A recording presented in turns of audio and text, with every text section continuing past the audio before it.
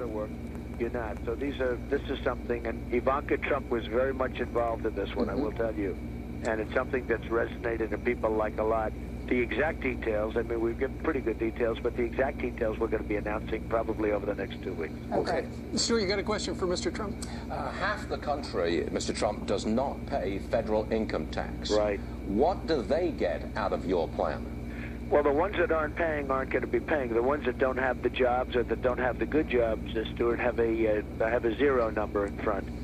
The rest of them we've lowered. We've lowered the rates very substantially for the middle class, as you see. And when people aren't paying, and you know, the sending in of that, we spend billions of dollars in Washington on bureaucracy, on sending in papers for people that aren't paying. And there are people that don't pay. When they're not paying, we're going to work it so we're not sending it in. We'd save a tremendous amount of money in terms of bureaucracy. But the key is to get the people up so they pay the minimum rate and then go in for there. We want to create jobs. And the way we're going to create jobs is to lower the corporate rate, in particular, lower the corporate rate, because we have companies that are going out of business. The other thing we're lowering, and it's a very important part of it, is we're lowering regulation. The regulation is making it impossible for people to open up new businesses. Could we get 4% growth if your tax plan and your deregulation plan is put into effect? 4% growth quickly? I think the answer is yes, and I think even more than that. With this plan, I think even more than that. I think we'd grow. You know, when China, as you know better than anybody, sir, when China goes down to 7%, it's like a national catastrophe. We're at 1%, and maybe going lower, believe it or not. But right now we're at 1%. I think 4% is easily attainable. Okay. Mr. Trump, your plan has been characterized as very pro-growth by many and widely praised, except not surprisingly by your opponent, Hillary Clinton, who has been obviously highly critical. This is what she had to say yesterday. We want to get you to respond to it. He's got 3 Wall Street money managers, an oil baron, a former chief economist in one of the big banks at the heart of the financial crisis. He's got 6 men named Steve. And you know, that they all care about the same things he does, about, you know, how to avoid paying their fair share. Hey, what's the matter with guys named Steve? Just saying. Well, this is, as everybody knows, this is a partial list. Other names are being put on as we speak. In fact, we had other names working on it, but we're putting the names on it, and over the next 2 weeks you'll see the full council.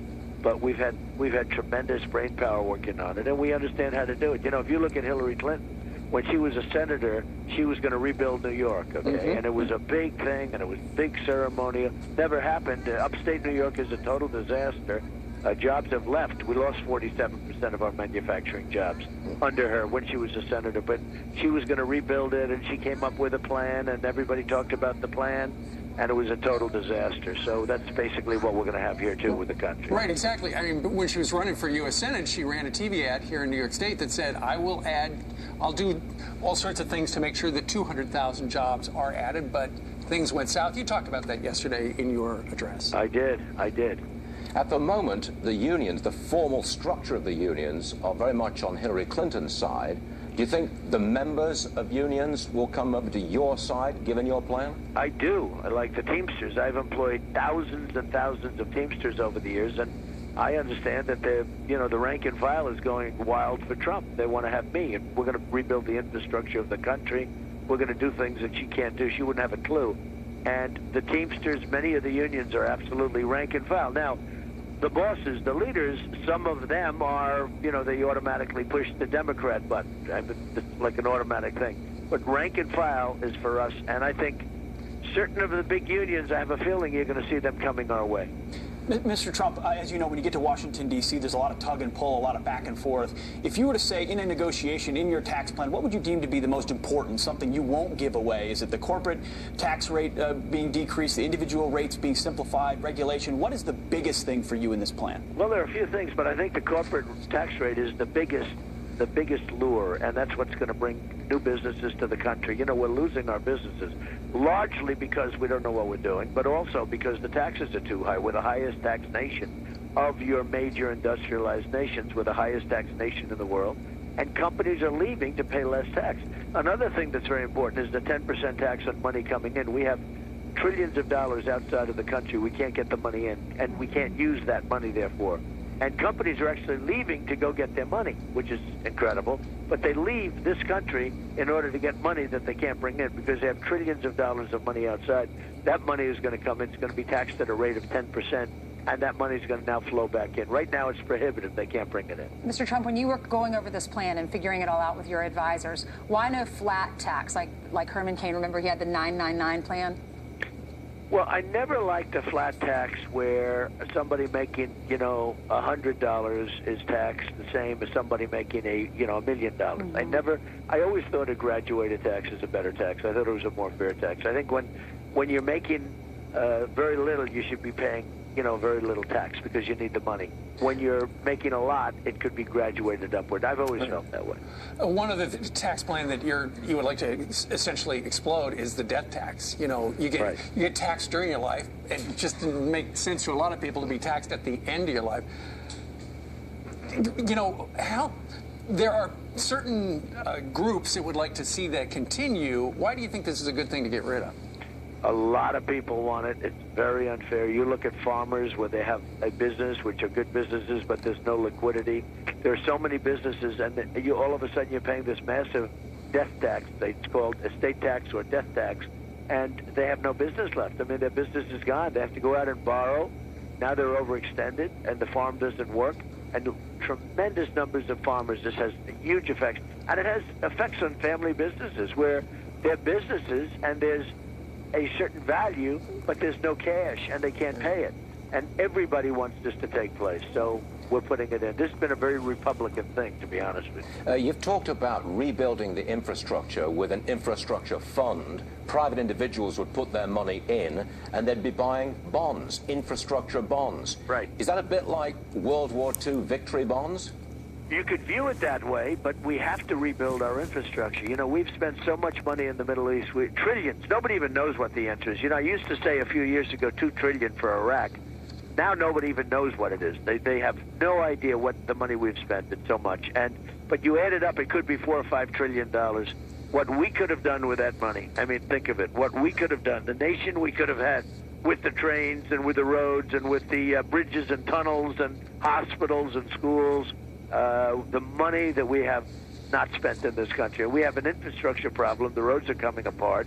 I have friends that are truckers, and they say they buy these big, beautiful trucks, and they're afraid to drive them on the roads. The highways are all, potholes and problems, and everybody knows it. No, we have to rebuild our infrastructure. Please. No, well, Mr. Trump, another part of what you talked about yesterday is a coming energy revolution. The regulations under this administration have put a wet blanket on that. You say it'll increase GDP and jobs. How much potential do we have in that energy sector here in America? I think we have unbelievable, because, we, as a country, we had no idea what we had. We're sitting on top of one of the great energy finds, and it's all because of technology.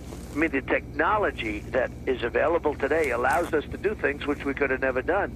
Now, we're being restricted from doing it. Now, our coal miners and the whole concept of clean coal, these are miners. You look at West Virginia, you look at Ohio, you look at Pennsylvania. Hillary Clinton wants to put them all out of business, wants to close every mine. I mean, she wants to put the miners out of business and steel workers out of business, frankly, because China is dumping so much steel over here, it's making it impossible for our steel workers. I mean, they're dumping. They are dumping steel so that we have to buy it from China. Very, very simple. They're dumping it over here at numbers that are ridiculous, and we're going to have to buy it from China eventually because they'll knock out the rest. So the miners are being put out of business, and the steel workers are being put out of business, and we're being played by every country in the world. We don't know what we're doing. Honestly, we have leaders that don't know what they're doing. Mr. Trump, at the moment, the stock prices are very close to all-time record highs. Should I put my money into stocks right now? I wouldn't do it because I think you have a situation where you have free money. I even did stocks a while ago. I did like 50 different stocks, and just for fun, because I'm not a person that really believes in it too much. And I did it just for fun, and I did it because, with interest rates, you're getting basically free money. If rates go up, you're going to see something that's not going to be pretty. And, it's all a big bubble. In my opinion, I would not do it, no. You put your money in real estate. By the way, who were those people interrupting you yesterday? Well, it sounds like Hillary people, I guess. There were a lot of them. All right, don't go away. It was sort of interesting, but they don't have the same, I said it, they don't have the same spirit as Bernie. Bernie's people, those were serious interruptions. These were just sort of, as Obama would say, these were JV these were not very good. But the speech was really well received. We had a tremendous crowd. It's the biggest crowd they've had. Sure, and it was great. And our viewers are talking about it. That's why we would like you to stay with us, because Donald Trump, on the other side of a quick time out, is going to be answering viewers' questions, so keep them coming. You can post them on Facebook, Twitter, or email them, friends@foxnews.com. We'll be right back with Stuart. All right. I'll be here.